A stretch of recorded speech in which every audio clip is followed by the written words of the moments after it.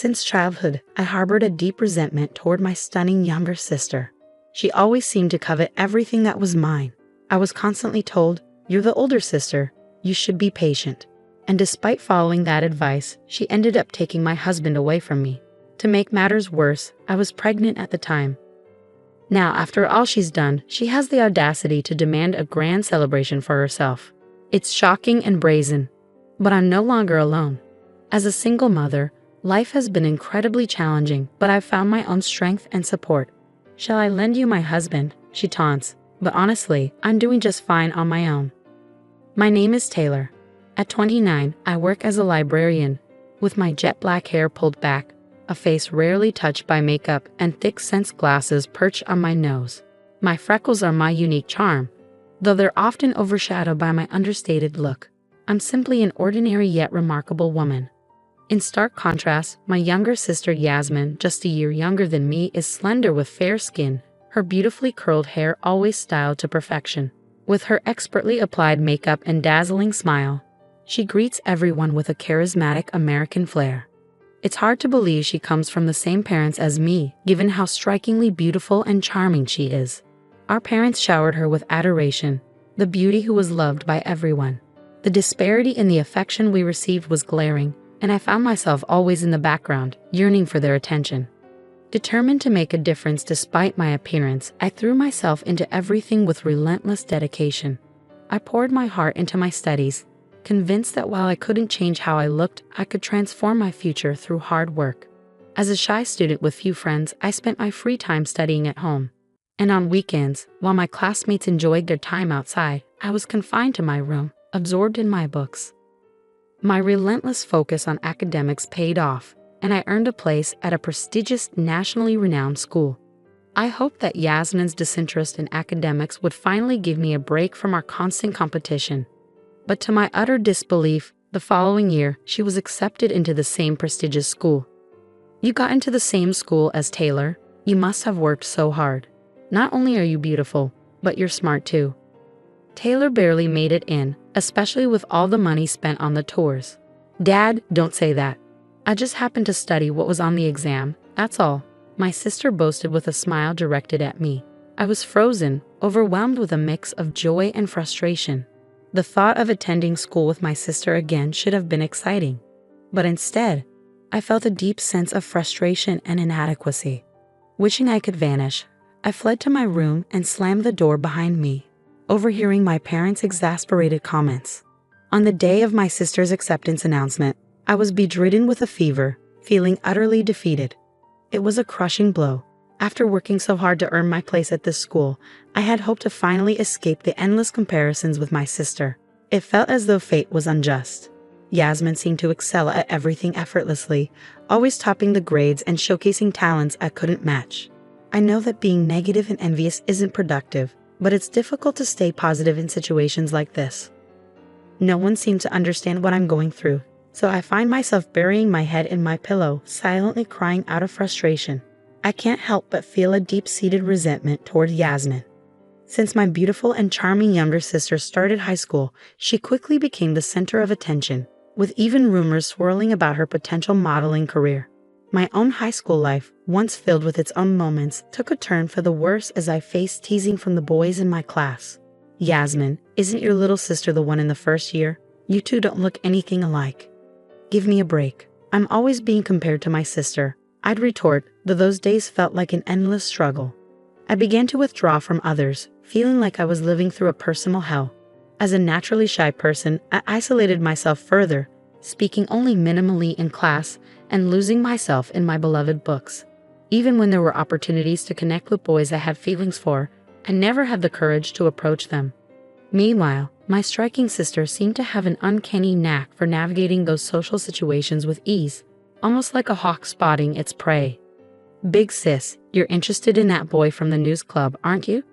I was taken aback by her keen observation. I turned to her, meeting her sweet smile with a mix of annoyance and resignation. Her response was predictable. "You might want to reconsider. I dated him for a while." But it was so dull. I broke up with him quickly. My sister had a habit of belittling anyone I had even a hint of interest in, always swooping in to date and then discard them. Her string of boyfriends seemed endless, yet no bad rumors ever followed her, likely because her charm and looks kept men enchanted despite her fickleness. If only I had her appearance, I could live more genuinely without causing hurt. Life felt so unfair. After graduating from high school, I finally enjoyed a period of peace, despite my sister following me to the same university. Fortunately, the campus was so large that our paths rarely crossed. Grateful for the chance to live independently, I took up our parents' offer and chose to attend a prestigious university. This was my opportunity to step out of my sister's shadow and embrace a new chapter in my life. At university, I began dating a boy from my club, who would later become my first husband, Harry. I earned my librarian's qualification and started working at a library after graduation, while Harry secured a job at his dream company. Our professional lives were thriving, and after some time of marriage, I became pregnant with a girl. Life was calm and fulfilling, and I believed it would continue smoothly. However, my sister's return began to disrupt our peaceful life. After facing difficulties at her job in Chicago, she resigned and came back home, unsettling the routine we had built. "Big sis, I'm back again," Yasmin would announce as she frequently dropped by our house for dinner. I wondered why she couldn't just eat at home, but she insisted on having homemade food. It turned out that our mother, who usually does the cooking, had hurt her back and was now relying on ready meals and takeout. Whenever Yasmin visits, the dinner table seems to light up. Harry, who normally avoids cooking and complains even when I suffer from morning sickness, becomes surprisingly enthusiastic in the kitchen whenever Yasmin is around. When I buy ready meals, Harry's cooking seems to taste even better. Yasmin, with her usual charm, would often comment, "I wish I could marry someone like him," while sweetly touching him, who seemed to be captivated by her attention. Her seductive nature was as evident as ever, and I couldn't believe she would be so bold as to flirt with someone else's husband. As my pregnancy progressed and my belly grew, my naive hope that Harry would remain supportive was quickly dashed. Instead, he began to distance himself from home. One day, after returning from a business trip, he delivered shocking news. Yasmin was by his side. "I'm sorry, but I want a divorce. I want to build a new future with Yasmin," Harry said. "What? You're saying this when we're about to have a baby?" I was stunned, and our views naturally clashed. Despite my protests, he insisted he had found true love and was moved by my words. Turning to my sister in disbelief, I asked, "Why him? Harry isn't particularly handsome, nor does he have an extraordinary income." "Well, married men seem stable," Yasmin replied nonchalantly. "I became interested in your husband, and before I knew it, we were drawn to each other, attracted to each other. Do you realize you're taking the father away from me and our baby?" I could no longer ignore my sister's betrayal. This was beyond forgiveness. "It's my fault, not Yasmin's," Harry said defensively, standing by my sister, who showed no remorse. My anger quickly turned to resignation. In a state of despair, I packed a few belongings and left to inform my parents. They were appalled by the situation. Despite their past favoritism toward my sister, they insisted I stay with them until I could return to work after the birth. The divorce from Harry was finalized without complications, and the following month, I welcomed my daughter into the world. 3 years had passed, and I was fortunate to remarry. Since divorcing Harry, my 3-year-old daughter, Amy, has bonded well with my new husband, and we've built a happy life together. Then, out of the blue, I received a call from my sister. "Hello, big sis. How are you? I actually have a baby now. I decided it would be easier to raise a child close to our parents, so I've moved back. Let's catch up soon."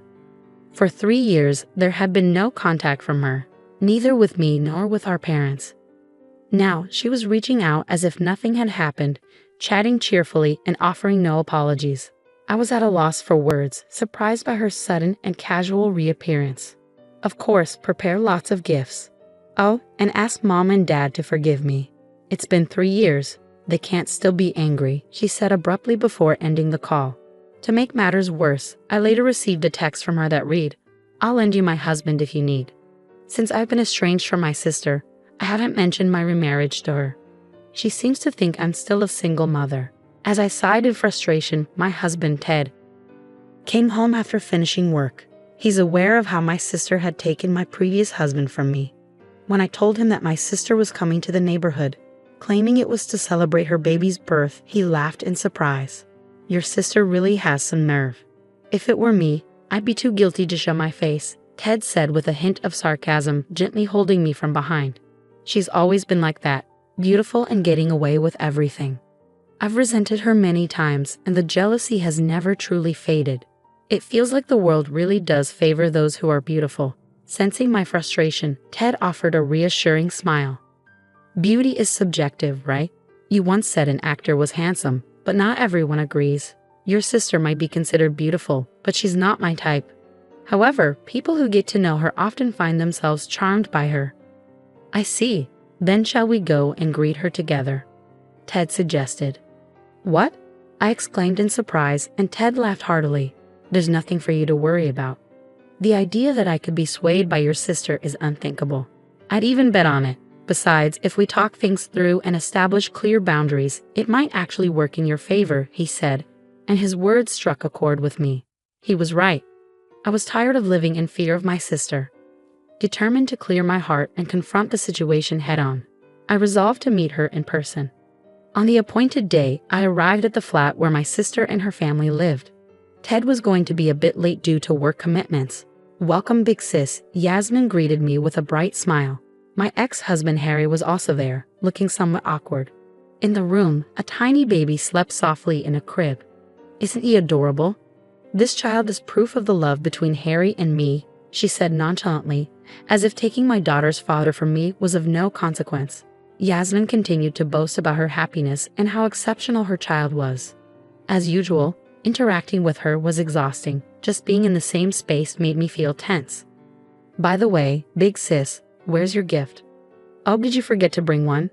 I suppose that's to be expected from a single mother with limited income, Yasmin sneered. Just then, I received a message from Ted. Actually, I'm not a single mother anymore. I was fortunate to remarry. My husband wanted to meet you and has arrived. He's even brought a gift. Should I invite him in? Really? I'm curious to meet your new husband, Yasmin said with genuine interest. She opened the front door, only to freeze when she saw Ted standing there. Taylor, sorry to keep you waiting. I got delayed picking up a gift and also had to fetch Amy from kindergarten, Ted said with a cheerful smile. Yasmin's face turned crimson as she softly muttered, Ted, is that you? Yes, that's right, I said. My current husband, Ted, was a classmate from high school. He was academically brilliant, handsome, and quite wealthy, coming from a prominent landowning family. Ted had always stood out in our class. We reconnected at a high school reunion, and after my separation from my previous husband, he pursued me with determination. My sister, who was also in high school at the time, had once tried to make a move on him, but it didn't work out. I can't believe Ted is now my brother-in-law.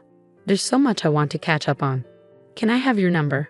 Yasmin asked, her voice dripping with overly sweet charm. She acted without restraint next to Ted, despite her own husband, Harry, being present. Ted let out a deep sigh of annoyance. You haven't changed at all. Even if you look good on the outside, I can't stand a bothersome and frivolous woman like you. You're worlds apart from Taylor, Ted said sharply, directing a look of disgust at my sister as he handed over the present. The baby gift he chose was from a popular brand. It was striking how he, of all people, could treat my sister, who was often adored by everyone, with such coldness. I felt he might be the only one who truly values me over her. We're here today not just to offer our congratulations, but also to request that you stay away from my wife in the future. It seems Taylor has been quite stressed because of you, Ted said clearly. I felt a weight lift from my heart. Meanwhile, Harry tried to interact with his daughter Amy after a long time, but Amy rejected him and clung tightly to Ted. Taylor and Amy are my precious family, so please refrain from causing any more trouble, Ted said firmly. And just as a side note, Yasmin's behavior is rather inappropriate. It would be good to observe social etiquette. He then took my hand and our daughters, signaling it was time to leave. Wait just a minute, Taylor, Amy, Harry pleaded desperately. Yasmin, confronted with our indifferent response, turned pale. Ignoring them, we left my sister's flat. I later heard from my parents that Yasmin had decided to divorce Harry. It seems her remarriage to someone like Ted had really unsettled her. She compared Harry to Ted in terms of appearance, personality, and income, which led to a major argument. Yasmin returned home and made a flippant apology, but she still attempted to meet with Ted. It's clear she's clinging to some hope, but it's futile, as Ted has made it clear he dislikes women like her. On my husband's advice, I've completely severed all contact with my sister. After changing jobs, she had an affair with a married supervisor, which was discovered by his wife. Now my sister is being sued by the supervisor's wife. Despite her ongoing allure, it's clear that some parts of her remain unchanged. I can laugh off the stories about her because I'm deeply content with my own family. My husband and daughter bring me immense joy. Currently, I'm pregnant with our second child. My husband and daughter are eagerly anticipating the arrival of our new family member. My husband finds solace in gently rubbing my belly and often expresses how at peace he feels. We're all excited for our future as a family of 4. While physical beauty can influence one's path in life, relying solely on looks is undeniably challenging. I'm focused on personal growth and moving forward without comparing myself to others.